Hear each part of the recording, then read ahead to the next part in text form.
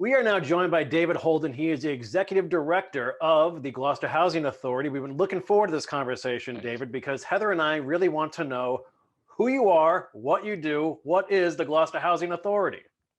Well, that is the big mystery to a lot of people. Housing Authority, the Gloucester Housing Authority's job is to provide permanent affordable housing options to low to moderate income residents of the city of Gloucester. A lot of people think we're part of the city, and we're not. We're actually a separate state agency that exists within the city of Gloucester. We're sort of like a city state, if you're a history buff. And what happens is that we're actually run by a 5-member board of commissioner. 4 of the board members are appointed by the mayor of the city of Gloucester to 5-year terms, and the 5th member is appointed by the governor of the Commonwealth. We have an excellent board. Actually, our current board chairman is Scott Duffany, who's a local police officer. Also, Andrew Nickus, who's a retired executive from Gordon's and actually has been on the board for over 40 years. We also have Jennifer Lee Levitz Aronson, who is our governor's appointee, and is also well known to local TV viewers for her show.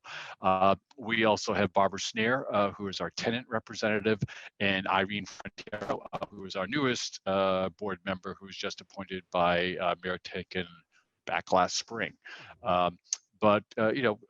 We basically believe in a continuum of housing options for the residents of Gloucester. And what that means is that we have housing programs that deal with everything from people coming from homelessness, through family housing, elderly housing, rental assistance programs, and even homeownership programs.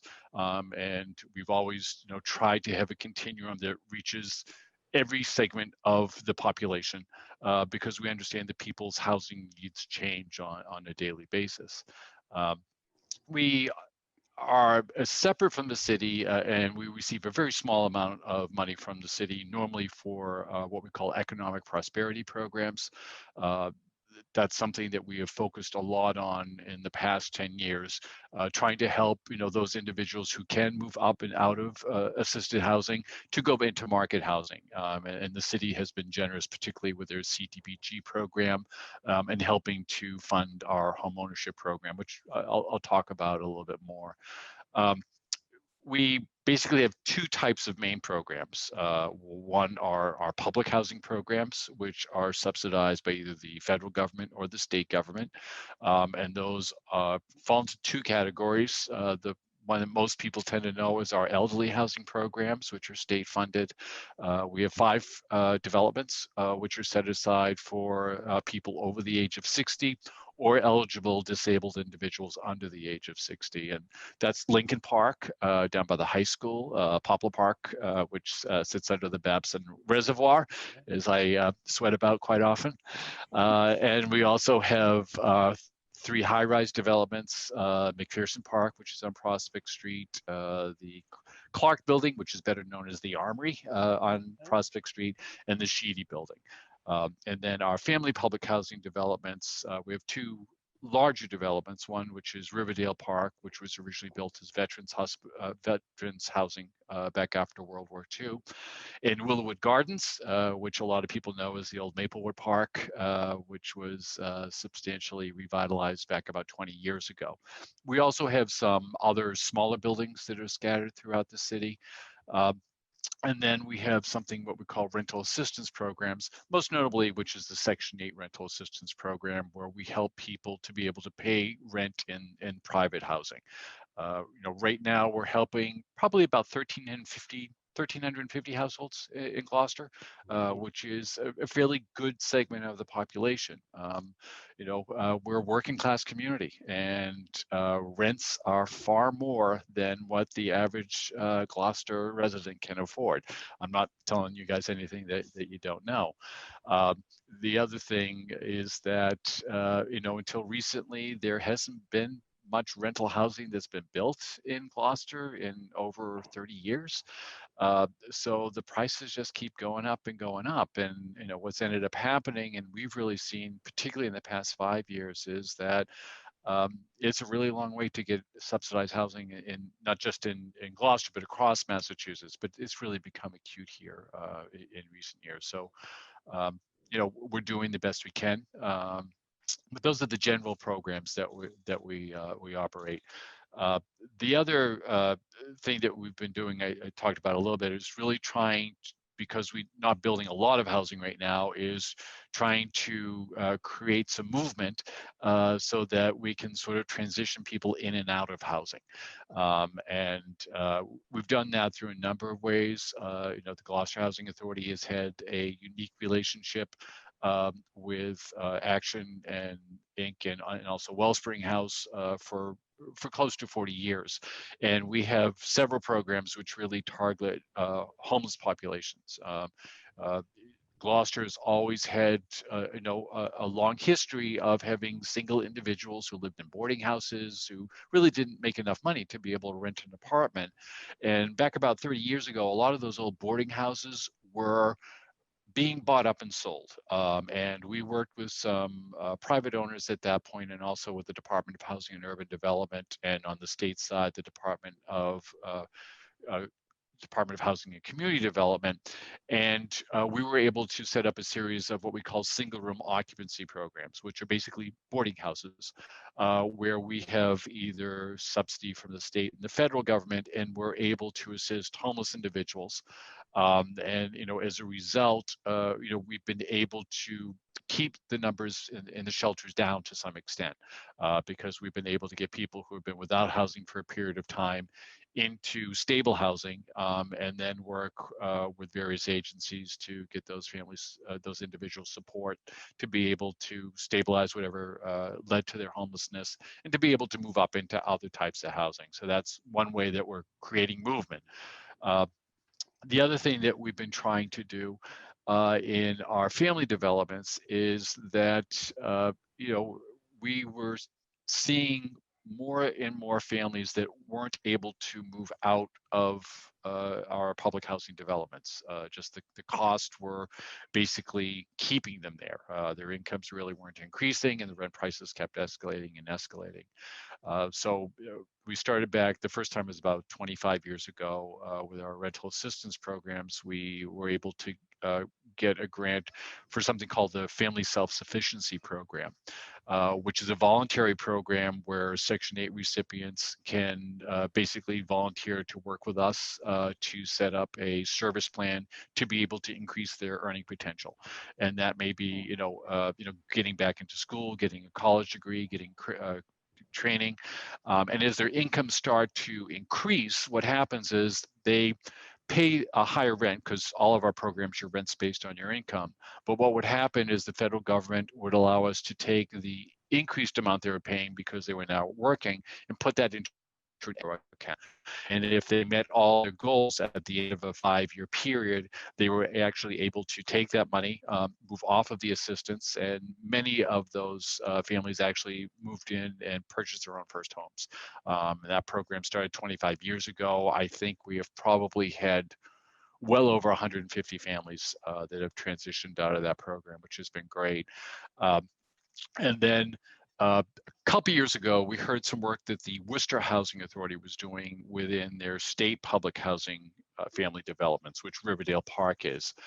And we worked very closely with both the Department of Housing and Community Development and the Baker Polito administration, and we were one of 3 housing authorities across the state. The other 2 were the New Bedford Housing Authorities and Taunton Housing Authorities. This started a similar program to what we're doing in our Section 8 program, and it's called A Better Life. The difference in this program is it's not voluntary. It's a condition of tenancy that all of the families in our Riverdale Park development that are not currently full-time employed are working with us and working with life coaches to be able to improve the quality of life. Same things, to be able to get job training, education, figure out childcare, budgeting, and all those things that we all struggle with. And that program is really creating the same opportunities. We're only a year and a half into it, and we already have almost a dozen families who are setting aside money every month. And again, we're seeing families starting to move out of our public housing developments, which means other people can move in. Because what I haven't said is that the wait for housing in Gloucester is long. Right now, you're talking about a 2 to 4 year wait for family housing. And the one program I haven't talked about that much are elderly housing programs. Um, we don't want to see movement in. We want our seniors to be able to age in place. And what we have really seen over the past 10 years is that the average age of our residents in those developments is climbing higher and higher and higher because we're living longer, we're living better, but also those individuals sometimes need some assistance to be able to remain independent. And the options out there, unless you've got $10,000 a month to move into a beautiful assisted living development, are pretty limited. So we've been able to work with senior care and also get some money from the state to be able to have case managers to work on identifying services for seniors and disabled individuals to remain independent. And what's happening is it's very rare now that someone goes into a nursing home. For the most part, people are able to stay to the last days in their own apartment. So that's what we've really been concentrating on. The wait for elderly housing is gotten very long. When I first started in Gloucester, the average wait was a year. And it was that way for probably well over a decade. In the past 5 years, it's grown to 3.5 year wait for elderly housing. Um, we do have some priorities on our elderly list. So if someone has a medical condition that's affecting their housing or is homeless through no fault of their own, we can get them in sooner. Also, we offer a preference for veterans on most of our programs. Um, but it's becoming more difficult. So we've really been trying to look at developing additional elderly housing options and supporting other entities who are trying to do the same thing. The YMCA currently has a proposal out there for the reuse of their site on Middle Street, which we are supporting because that would bring additional elderly housing. We are also working on our first development proposal for the first time in a decade. We have a parcel down on Main Street. Next to the Moose, really, where the old animal age used to be. It's currently being leased to the city for a parking area, but it was purchased to be developed for elderly housing back in the 1980s. Certain things happened, so that didn't, but we're finally getting ready to move forward on that as well. So, there's a tremendous need. We work a lot with all of the other agencies in the city.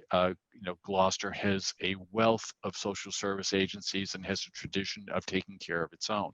And it's wonderful. What we've always found is if anyone in the community needs help, we can figure out how to be able to help them. We may not be able to immediately be able to get them to one of our properties, but we'll do a referral over to Ashton to get short-term assistance to be able to get people going. We work with Wellspring and probably about a dozen and a half other agencies. But Gloucester's all about helping each other, and the Housing Authority basically tries to work with the same philosophy. So that's what we do in a nutshell. I went on too long, as I always do. No, that's an impressive nutshell. Yeah, Yeah. that's great.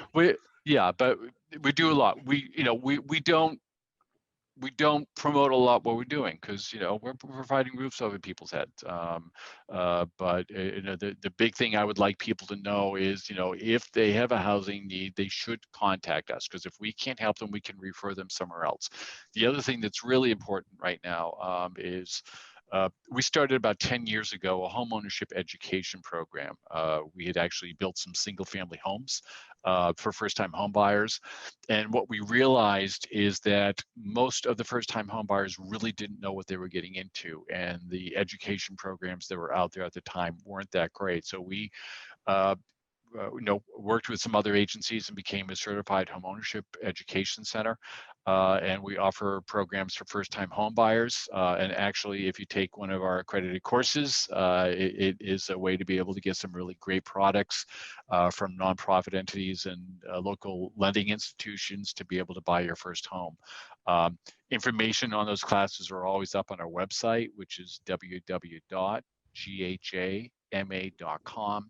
We're currently doing a virtual format because of the pandemic, but we actually did our first virtual class last month, and people loved it because you don't have to leave the house, you don't have to get childcare, and I think we may be continuing it even when life gets back to whatever normal is going to end up being. So that's good. But the other thing that we have done in the home ownership field is that back during the last economic crisis back in 2008, we saw a huge increase in foreclosures within our community and also on all of Cape Ann. So we actually were able to get a grant from the State Division of Banks, and we do foreclosure prevention counseling. The good news up until recently is the numbers were really going down. Numbers are still lower than they were last year as far as foreclosures go in Gloucester, but we all know that that is going to change. And if people are starting to face struggles concerning their mortgages, by all means, give our agency a call at 978 281-4770. Ask for our home ownership coordinator. His name is Bob Dumas. He's actually a retired banker who has recreated himself as a home ownership counselor. And he's really been able to get good outcomes to be able to help people to figure out how to resolve the situation they're in. We do expect that this is a crisis that is going to grow once we move beyond the pandemic. Right now, a lot of the banks are sort of sitting back and not really moving forward on foreclosures, just as a lot of landlords currently are not proceeding with evictions in court. That's going to change. I guess the main message is if you have a housing situation, give us a call and we'll be able to refer you. If not, we can't help you to someone who can. So this includes renters who are concerned about evictions and homeowners with. Renters who are concerned about eviction, actually the better agency to call is Action. Action have great tenant landlord advocates, and they also have a staff attorney, which is something that's happened within the past year. Anyone who's a renter, if they're receiving assistance on one of our programs, they should contact us by all means. But they're in a better position to be able to help them. I hope that if you haven't had action on this topic, by all means, please invite them. There are funds out there to be able to help renters to be able to get out of the hole that a lot of people are getting into. That any calls that we get on that, we're referring over to them. They also work with the other organizations in town who have funds, who have access to funds to be able to assist people in those cases. I want to ask you, David, so you receive state and federal funding for many of your programs. Are you hearing any voices from either the state government or federal government acknowledging the looming crisis of housing that we may face because of COVID? And are you hearing any voices saying, yeah, we know we need to get you guys help. We know you need support. Are you hearing any of that? Well, we're hearing voices in a good way. The state is keenly aware of the crisis, and Massachusetts has always been an extremely progressive state when it comes to housing. We forget that because we're in Massachusetts, but if you go anywhere else in the country, there's nowhere else that is like that. The problem on the state level is that state revenues are down so much because the tax dollars are not coming in because people's incomes are down, and so it's without the sales tax and income tax is way down on that they're having difficulty to be able to do it. The federal government, to their credit, the CARES Act has given us some degree of freedom to be able to solve some immediate needs. But until Congress provides more money, there isn't going to be anything else. And I'm not going to begin to speak for Washington. That they're in their own quagmire right now. That they need to work their way through. The need is there. There certainly. People understand that. There's just a lot of differences on how to accomplish that. And I think until things get a little bit better organized and DC. We're not going to see any focus from the federal government on it. The state government is willing, but again, without some dollars to be able to help that, it's very difficult to do. The city is extremely proactive on this. Mayor Tankin basically convened a COVID task force at day one of the pandemic, and we have met on an ongoing basis, including the Housing Authority and pretty much any other agency that you know of. She is working hard to get the state's attention that we need to do something about providing better shelter for the homeless during the winter, because the shelter capacity is down. As they said, we're not getting a lot of movement. We're even on our Section 8 program right now, people are having difficulty finding units because no one is moving right now, unless they have to. We need some help to come to us in Gloucester to be able to meet those needs. The governor did come up with a lot of rental assistance, short-term money to help people out of rental arrearages. And again, that's where action comes into play. They can help people to be able to tap into that money along with Wellspring. Great. Well, anything else you would like people to know about the Gloucester Housing Authority? And there's more? There's more. Yeah, I mean, the one thing I will say, we have actually a relatively large Section 8 program for a city of our size. We're allowed to help up to 633 households at any time. We have 25 families right now who are struggling to find available apartments. And the way Section 8 works is you apply for the program and you wait 5 years to get a voucher. And then when you get your voucher, you only have 120 days to find an apartment that meets the program requirements. The problem right now is there just are not many units out there, period. As I said, people aren't moving because of what's going on in the world. So if there are any landlords that are out there, please give us a call. We do maintain listings for landlords. As I said, we've got 25 families that are looking for places. We also, the CARES Act is allowing us to actually pay a $500 signing incentive to any landlord that leases to a Section 8 household. There are a lot of misnomers concerning Section 8, and that's a whole nother program. But the majority of folks receiving Section 8 assistance are working families, disabled or elderly individuals who just need a roof over their head. And what I've always found is as long as you are screening a tenant the same way you would anyone else, you'll have a good experience. We've had some landlords who haven't done that, and buyer beware. But people need help right now. $500 isn't much, but there is the requirement that you have to have your property inspected, and we're hoping that maybe that helps to cover any cost of any repairs that may have to be made to be able to make it livable for a family to go into. But that's the other big takeaway right now, that we really want to make sure that these people don't lose their chance at getting affordable housing. So landlords, be alert that Yes. you're looking for available space. Great. All right. Well, thank you so much for this conversation. Well, thank you so much for having me, and I hope to see you again.